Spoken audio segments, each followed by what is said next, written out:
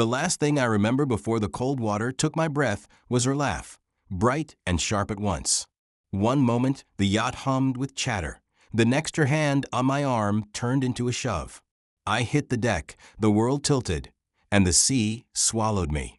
They told the Coast Guard I had slipped. They told my son I was gone. They staged a funeral performance. The grief, the flowers, the widow with a steady smile. 50 million waited in trusts and ledgers and fine handwriting. And the cameras loved the costume of loss. But I did not drown. I surfaced, clung to a stray life preserver, and watched them sail away with a certainty they had made permanent. They thought the story finished.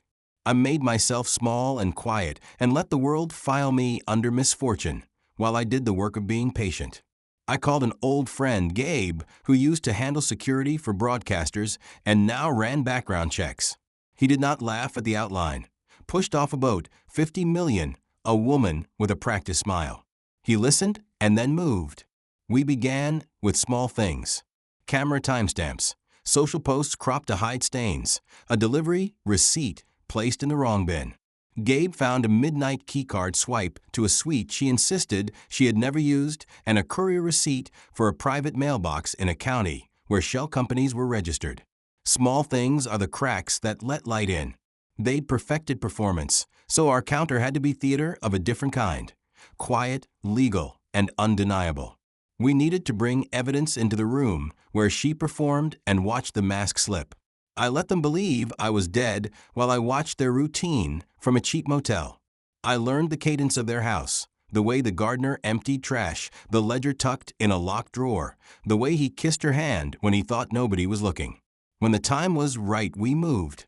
Gabe set up a team that looked like loss adjusters and a legal advocate who could produce a court document for temporary inventory. They walked in polite, professional, and official. My son watched confused, as voices he trusted explained that they needed to review the estate now that probate had started. She adjusted her smile, but handed over a folder with bank letters. The investigators opened the ledger, and data began to do what lies rarely survive. Reveal patterns. Transfers to shell vendors. GPS pings tying couriers to private mailboxes. Phone logs that placed her near meetings she claimed she had not attended. My son read the entries out loud. His voice broke somewhere between the numbers and the name she used to hide the transfers. She tried to pivot, blame accountants, say it was investment.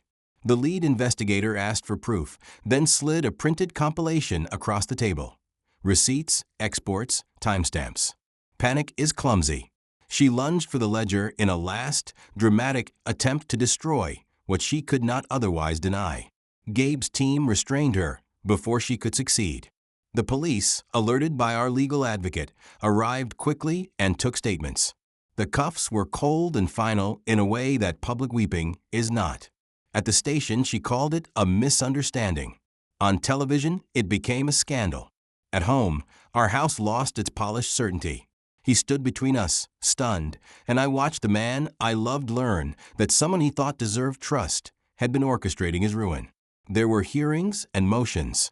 The courts moved through subpoenas and exhibits, and in time much of the money was recovered because the transfers hadn't been fully laundered.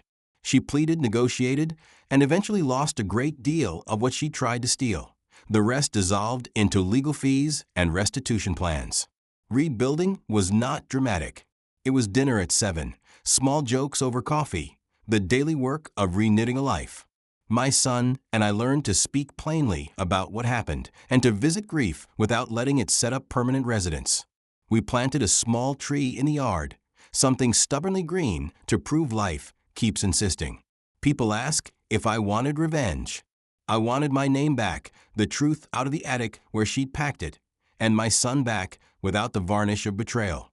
Justice is not the sharpness of vengeance. It is the slow, steady sifting that keeps the dishonest from making a museum of other people's lives.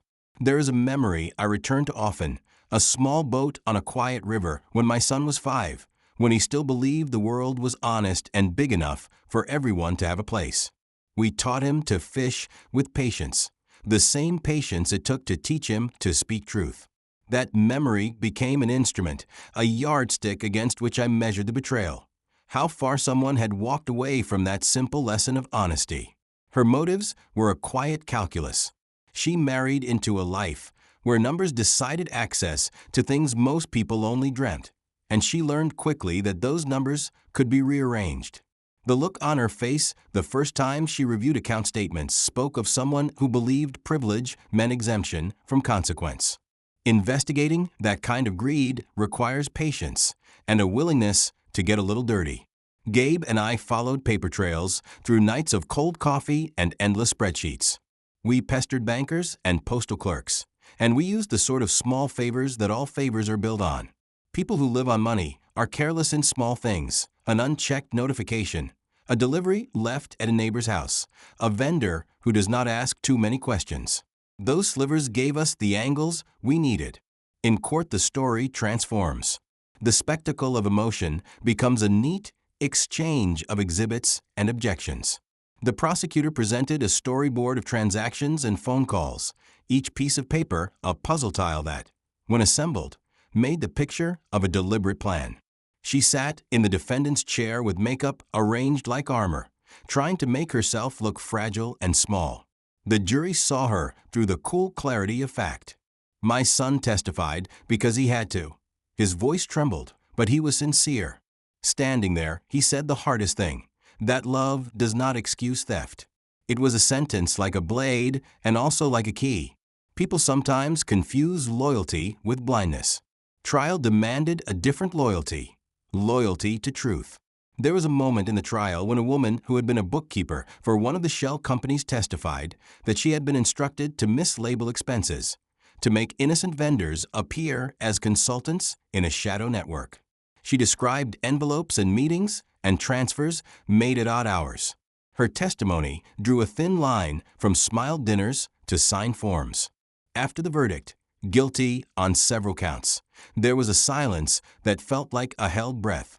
Sentencing does not feel satisfying in the pure way a revenge fantasy promises.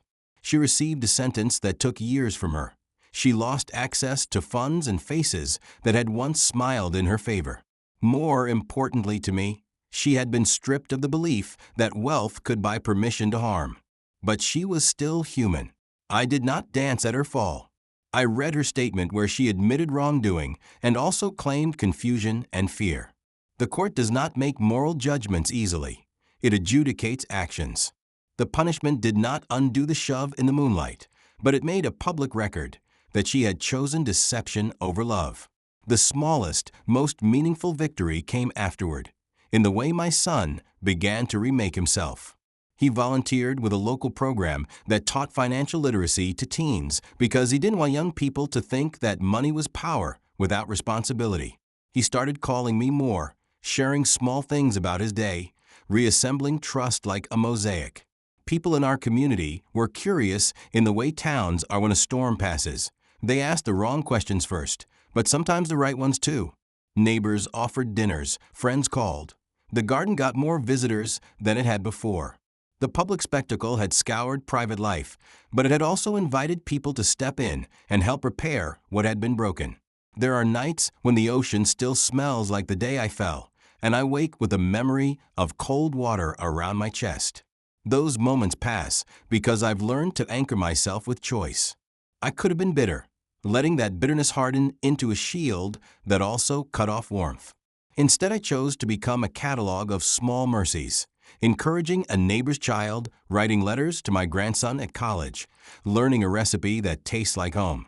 People sometimes ask if I would tell the story differently now. If I could advise someone on how to survive a betrayal, I would tell them this: do not rush to the black and white narratives. People are complicated. Love can hide greed, and grief can hide guilt. What you need most is clarity, paperwork, timestamps, witnesses, and then the patience to let the truth line up like a row of dominoes.